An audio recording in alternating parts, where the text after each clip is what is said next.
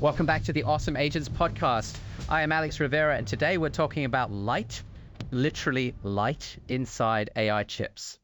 Hi, everyone. I'm Maya Chen. And yes, this is one of those stories where the engineering detail is actually the whole story.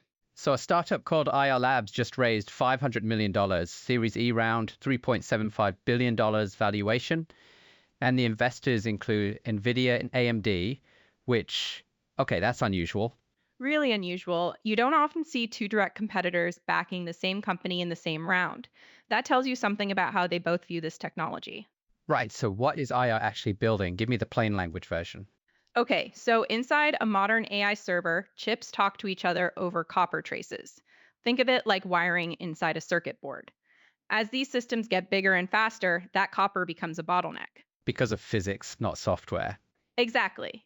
Electrons in copper generate heat, degrade over distance, and can only carry so much data before you have to slow down or increase power dramatically. And light does not have those problems. Light is much better.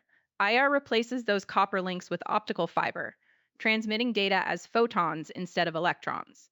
Their chiplet is called terabaki, and the current generation does 8 terabits per second per chiplet. 8 terabits. Is that a lot? To put it in context, NVIDIA's Rubin GPU architecture pushes 28.8 terabits per second total on its copper interconnects. IR is claiming their 8 chiplet package can hit over 200 terabits per second, That is, what, 7 times more bandwidth? roughly. And the efficiency claim is even wilder. They say 4 to 20 times more compute throughput per watt compared to copper. That's a pretty wide range, 4 to 20. Yeah, I noticed that too. It's a wide band, which usually means the performance is very workload dependent. You aren't always going to see the 20x case, but even the 4x case matters a lot right now. Because power and cooling are the actual bottleneck for data centers. Exactly. Companies are struggling to secure electricity for these clusters. If you can get 4 times the compute per watt, that changes what you can build inside a given power envelope. Okay, so what's the catch? Why is this not already everywhere? Co-packaged optics have been in development for like 15 years. The challenge is manufacturing.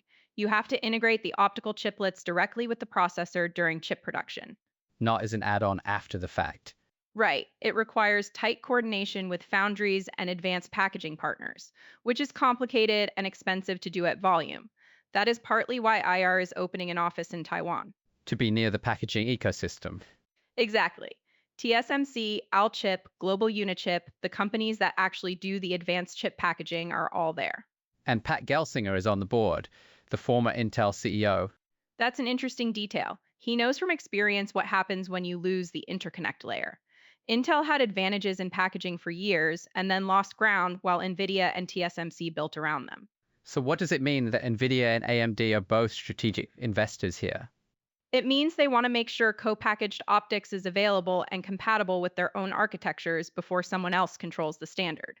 UCI, which is the interface IR uses, is an open standard, but the reference designs and production relationships matter a lot. So they are buying insurance, essentially. More like buying access and influence. If this technology is going to be inside future GPUs, you want to be in the room where the specs get written. Has anyone else been doing this? Intel has an optical compute interconnect project, but it's still in demo stage.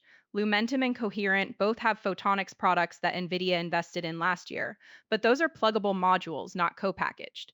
IR's approach is more tightly integrated. More tightly integrated means better performance but harder to swap out. That's the trade-off. It's a bigger architectural bet. If it works at scale, you have a real moat. If not, it's expensive to change direction. And the customers, hyperscalers mostly, they are the ones who pay the premium up front.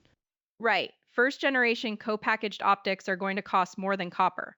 The unit economics at volume are still being proven. But for someone running 100,000 GPUs in a training cluster, the bandwidth ceiling matters more than the per chip cost. So the question is really about timing. Is the industry ready for this now? I think what has changed is that the clusters are actually big enough now to hit the limits.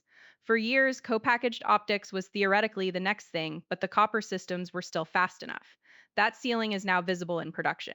The interesting thing to me is that Sequoia and Arc also participated. That's pretty clear validation that this isn't just a long shot. Having Nvidia and AMD in the same cap table alongside Sequoia sends a specific signal.